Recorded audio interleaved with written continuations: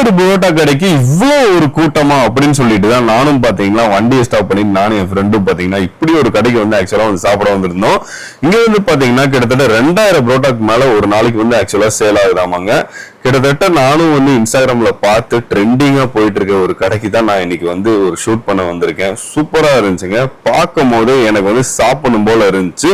புரோட்டாவும் பாத்தீங்கன்னா அவங்களோட பண்ணும் போது எனக்கு வந்து அவங்களோட சாஃப்ட்னஸ் எல்லாமே வந்து அந்த ஆயில் மேக்ல வந்து எல்லாமே சூப்பரா இருந்துச்சுங்க.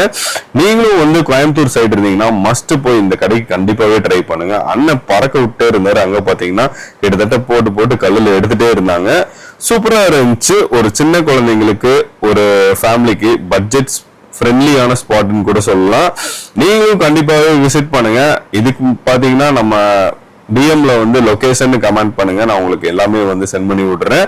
இதே மாதிரி பாத்தீங்கன்னா மட்டன் குழம்பு, சிக்கன் குழம்பு, வெஜ் குழம்புன்னு கொடுத்துட்டு வந்துட்டு இருக்காங்க. ரொம்ப தூளா போயிட்டு இருக்கு. அங்கேயும் இங்கேயும் பரோட்டா சாப்பிட்டுருக்கோம். நம்ம லைன் பரோட்டா சாப்பிட்டுருக்கோமா? பரோட்டால பரோட்டா எப்படி ஆவி பறக்க இருக்கு. எப்படிக்கும் டேஸ்ட் பண்ணி ரொம்ப சாஃப்ட்னஸா இருக்கு. அதோட மட்டன் குழம்பு அல்டிமேட்டா இருக்கு. டிஃப்ரெண்டா இருக்கு. நல்லா டேஸ்ட் ரொம்ப நல்லா இருக்கு.